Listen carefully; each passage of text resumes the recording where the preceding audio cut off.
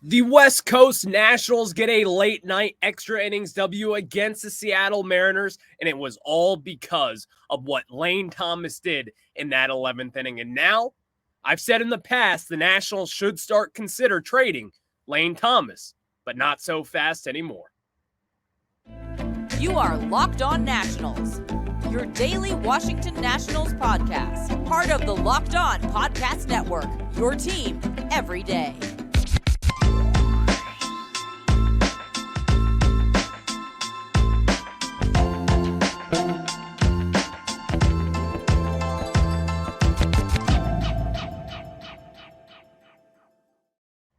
Today's episode is brought to you by GameTime. Download the GameTime app, create an account, and use code LOCKEDONMLB for $20 off your first purchase. Last-minute tickets, lowest price, always guaranteed with our friends over at GameTime. And thank you guys for making Locked On Nationals your first listen every day, as we are free and available wherever you get your podcast. For the everydayers out there, you know who I am. I'm Ryan Clary, host of the Locked On Nationals podcast, part of the Locked On Podcast Network, where you get your team every day. And on today's show, we're going to preview Game 3 of this series as the Nationals have a chance to win 2 out of the 3 games here up in the Pacific Northwest. We're going to discuss that, preview this pitching matchup, because it is a nice little pitching matchup in my mind. Second segment, Jackson Rutledge just got promoted to AAA Rochester, former first-round pick, 17th overall pick back in 2019, a very highly touted prospect at one point earlier on in his career. Now he's really taken a step up, having his best professional season up till this date. We're going to talk about that and what it means for a possible debut in 2023 for Jackson Rutledge. But let's start off with breaking down last night's loss and get into Lane Thomas and really what I think about his trade value, or should the Nationals even trade him at all. But we're going to start off with this game. Obviously, you guys know last night's game was an electric one, if we're being quite honest. This Nationals team, they showed their scrappiness last night. Plain and simple, the Nationals, they showed how scrappy they were in last night's win.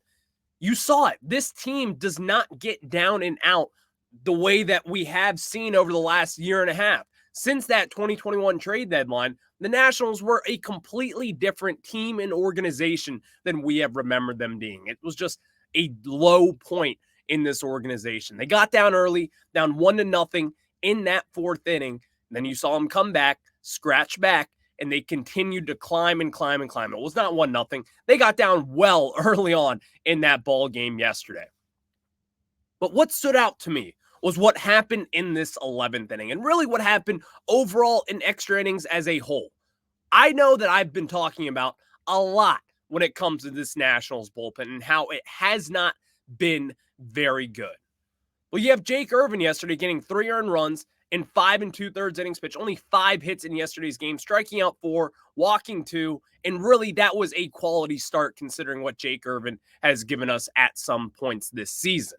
Jake Irvin did an awesome job of really keeping ourselves in this ball game yesterday, but it wasn't just Jake Irvin, because we've talked a lot about this starting rotation and how they've kept us in ball games many, many, many different times this season.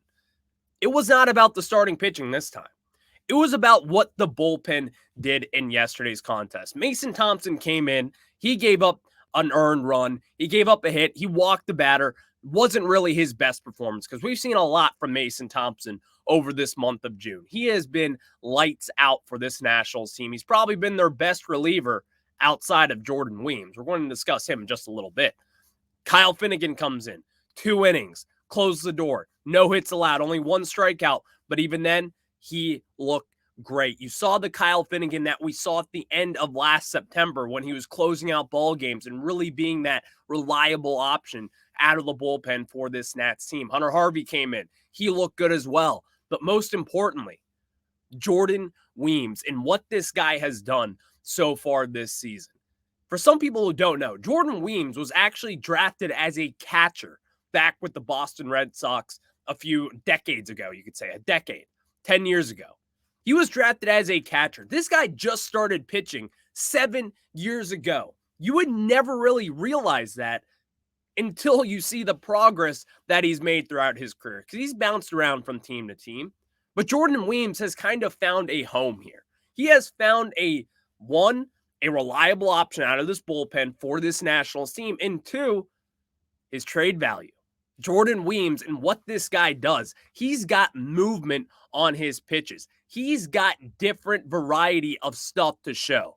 Jordan Weems and what he has done for this Nationals bullpen throughout this last month, not only has he gained the trust of Davey Martinez and this whole staff, Mike Rizzo talked a lot about him this morning on the Sports Junkies. Jordan Weems is now a very reliable option. And in my mind, he's one of the top 3 arms that we have in this bullpen. Jordan Weems should now be getting these opportunities in close ball games because that's what he proved to me last night. If you weren't aware, if you didn't stay up, he threw 3 pitches in that 11th inning. The top or bottom of the 11th, he came in, threw 3 pitches, or actually, my bad, in the 10th inning yesterday. 3 pitches. Bases were loaded. You may ask why. The ghost runner already starts on second. He intentionally walked J.P. Crawford, and then we all know what happened there to load up the bases as well. Walked another guy. This Nationals team, in the past, would not have gotten through that because we know what this bullpen has done. If you were to throw out there Hunter Harvey, for example, a month ago, I would have been losing it just because of what Hunter Harvey has proven to us over this period of time. But it wasn't just about what the bullpen did yesterday, because the bullpen was very good, and they were not the ones to really pat in the back and everything. It was the performance of Lane Thomas in that 11th inning, because this Nationals team, I plugged a lot over the course of this season, really, that Lane Thomas could be trade bait for the Washington Nationals. Not anymore. Lane Thomas, I've talked about him. I've wanted to see what we could get for him at this trade deadline, but guess what? He's worked his way out of it up to this point. What Lane Thomas has done for this Nationals team, he has opened up multiple different avenues for what they could do. Avenue number 1, you could stay with him, maybe extend him, and do what you need to do for him. Keep him in the lineup. Because this guy, by far and away, is this team's all-star. And while he did win the MVP last year, it's a little bit tainted considering he had Juan Soto for half the season. And he wasn't amazing last year. This year, he's an all-star. And it's not just because the Nationals have to have at least one all-star. Yeah, that's probably part of it. But when you compare his numbers to a Juan Soto, after that Padres series, we all talked about Juan Soto's power and his slugging ability. You know who has a higher slugging percentage than Juan Soto? Lane Thomas did, as of that Padres series. Lane Thomas is now in the mix to be one of the better outfielders in the National League, and that is what his numbers dictate. I'm not the one throwing out these opinions. The numbers say that. And if the numbers are saying that, I'm going to say that as well. Lane Thomas deserves to be an outfielder, but most importantly, Lane Thomas has earned himself a spot with the Washington Nationals. At first, I was like, he's going to be here until we get this rebuild in, until we get Robert Hasselhoff and James Wood and Elijah Green, all these big-time prospects that we have. No. Those guys are going to have to beat out Lane Thomas now. Lane Thomas is very much so in the mix to be your Nationals right fielder for who knows how long. Just from what he has done up to this point, the Nationals should not explore trading him. Unless someone is coming in with a crazy big-time offer, take the call, see what they're offering, see what we could get. You have to. No one is untradeable on this team. No one. But now he has inked himself in pen, in my mind, to be the Nationals right fielder. Because while you don't really make decisions based on how your prospects are performing, especially your high-caliber ones like a Hassel and a Green and a Wood, we all know that James Wood should be in the majors by September. Elijah Green is struggling down in Fredericksburg, and even then, he's a few years away. We know that. Robert Hassel, struggling big time since he got traded to Washington, D.C. last year. He's still down in AA, working through it. Lane Thomas has a position for this Nationals team, and oh, by the way, if they decide to add Mr. Dylan Cruz in round 1 of the draft this year, By next summer, this Nationals outfield will consist of James Wood, Dylan Cruz, and Lane Thomas, 3 well above average outfielders. 3 guys who can hit for power, who can get on base, and can do everything that you really need them to do. Because Dylan Cruz is a 5-tool talent. He really is. And James Wood is well on the record of being a 5-tool talent. Now, I've always said in the past, technically, Lane Thomas is sort of a 5-tool talent as well. This guy can run. This guy can play defense. He's got the arm. He hits for average, hits for power. He does it all. And that is why Lane Thomas has now inked his way into this Nationals lineup for years to come. Again, you should not be trading Lane Thomas. You should not even be considering it unless a team blows you away with an offer. I don't know what that offer would look like, but I guarantee you people are calling Mike Rizzo about Lane Thomas, and he will be fielding calls on it as that is his job. But what Lane Thomas has done can't be said enough. How important and how vital he is to this Nationals team and the success that they have had. Because hand up, I've said it in the past. Trade away Lane Thomas. Trade him now. Get the value high. Do what you did with Juan Soto. No. This guy is too good at this point. You can't just give away a potential all-star outfielder who could be an even better player on another team. If you believe in your major league development staff, if you believe in what you do, you keep Lane Thomas, and he is part of the building block, as is James Wood, as is C.J. Abrams, as is Luis Garcia, and all the rest of the guys who have helped this Nationals team in 2023.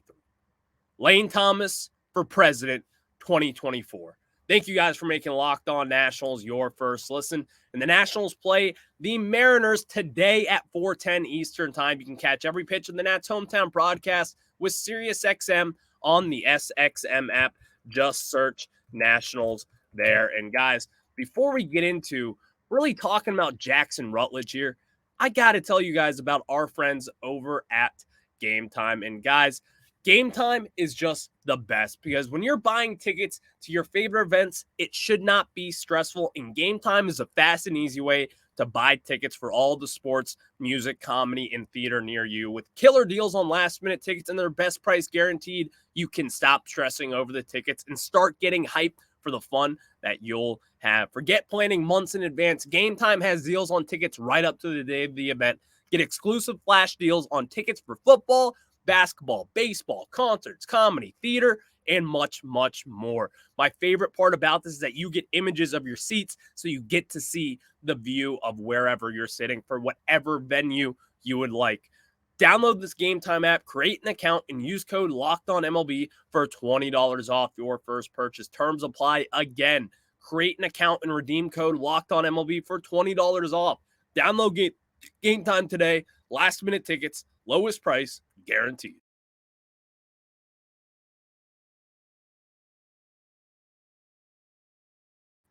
And now we get back into it as we have to talk about a little bit of a promotion coming up from the minor leagues. 2019 first-round pick out of San Jacinto. I forgot the community college name up to this point, but Jackson Rutledge, former first-round pick in 2019, 6'8", a ton of talent, big fastball, and a big slider as well. He just got promoted from AA all the way up to AAA. And if you asked me a year ago today, would Jackson Rutledge, A, be in AAA by this point, I would have said, you're crazy. And B, he would have been relatively very good as a starter because I thought in my mind they were going to move Rutledge into the bullpen just from injuries. We've seen it in the past with him. He has had some injuries pop up, and that is why kind of his development has been stunted a little bit. Because in 2019, he went down in the Florida Complex League. He pitched really well there. Then he got shipped up to Auburn as well. He pitched well there as well. We all know what happened in 2020. It was a wash of a season. 2021, he came back. He struggled. 2022 last year in Fredericksburg, low A, he struggled. That's when I was like, okay, the alarms are sounding a little bit, and we know what the Nationals have done with right-handed pitching prospects who were big-time prospects. Jackson Rutledge was not some nobody prospect coming out of that draft, but he was someone that the Nationals recognized as a top flight talent, and a lot of MLB scouts and executives across the board believe that. But if you were to ask me a year ago, let me reiterate this. He would not have been where he is now, but he has proven myself and many people wrong. I know Savannah McCann of Baseball America, she's talked very highly about him. And I kind of was like, yeah, like he's good. He's got the stuff. I just need to see it. So far this season, he's shown it. He's shown a ton on his development front. Staying healthy, going through consistently and not getting rocked around. He has not had his boat rocked all season long, and that is something what we saw a lot last year in Fredericksburg. I got to see him multiple times down with the Fred Nats. It wasn't that pretty. You saw a lot of bad outings, a lot of walks, just the command wasn't there. A lot of different things were up with him. Then he skipped high A outright this year. They sent him to double A, and something just clicked there. So now he's in AAA, and now the door has opened for not only to have him be a September call-up, this guy could be starting in the bigs by August, depending on what he does in AAA. And I think without a doubt, you will see Jackson Rutledge in the bigs at least by September. He will be making a start at some point this season for the Nationals. I just don't know when. But it's time to start considering Jackson Rutledge part of this foundation going forward, because just because this guy has gotten roughed around a little bit, you see a lot of pitching prospects who work through the same struggles as we have here with Washington. But Jackson Rutledge is a little bit of a different prospect than likes of Eric Fetty, or name that starting pitcher that we've taken in the back of round one. Seth Romero, very different on that front. Jackson Rutledge has now worked his way into being part of this conversation moving forward for the Washington Nationals. And while a lot of people may just look past that, in 12 starts, you have a 3.16 ERA in 68 innings pitched. You've only got 5 home runs given up. You've struck out around 62. While I like strikeout rates to be a little bit higher than that, admittedly, Jackson Rutledge is still not a name to be playing with. This guy is legit, and he's got the stuff for it.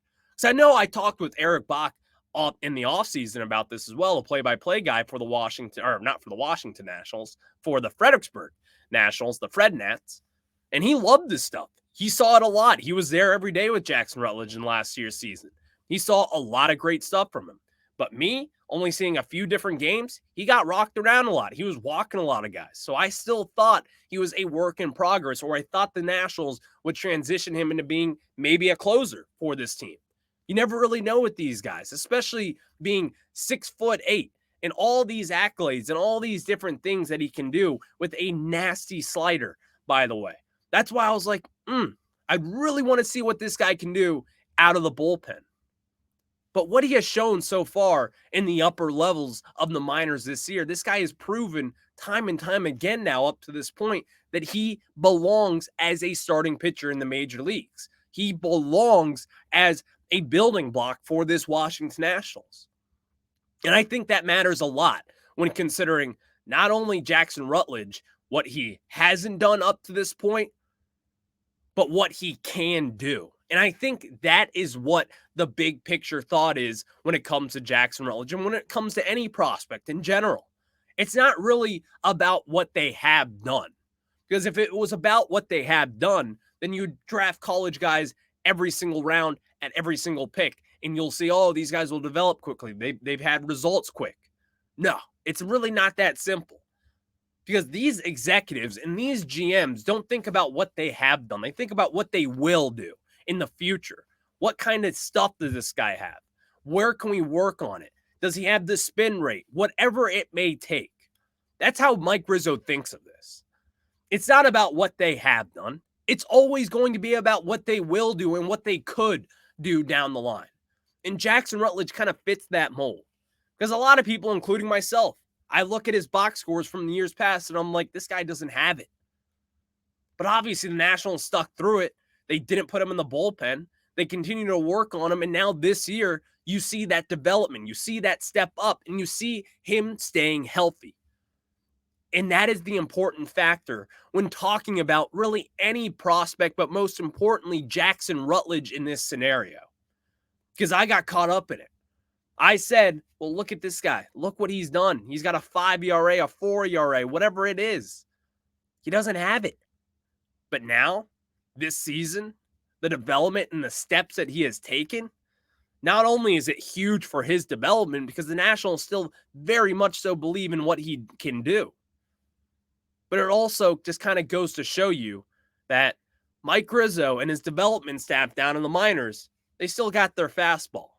Because Jackson Rutledge was a big work, and now you're starting to see the results. So he's going to be someone that we're going to be watching very closely down the line here when he goes up and makes his first start in AAA Rochester. That's going to be an exciting one for this Nationals team and the organization. But thank you guys for making Locked On Nationals your first listen. The Nationals play the Mariners today at 4:10 Eastern Time. I'm going to preview that here as you can catch every pitch of the Nats Hometown broadcast with SiriusXM on the SXM app. Just search Nationals there. As we said, we're going to preview this Nationals game as try to get a series win here, fellas. I'll preview that after this.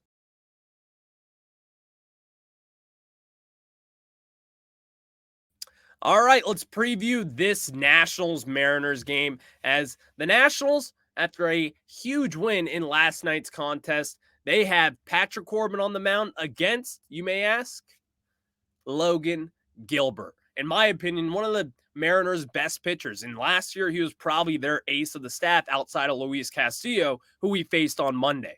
Logan Gilbert and what he has done so far this season, this is kind of the thing with the Mariners. If you check their ERAs, it's not so great. But then you check their whips and really look into the stats and what this guy has done. He's got a 4.07 ERA on this season, but then you look at his whip, he's got a 1.02 whip. This guy is not allowing the base runners as what his ERA may say. He has given up the home run ball, but again, this guy is filthy.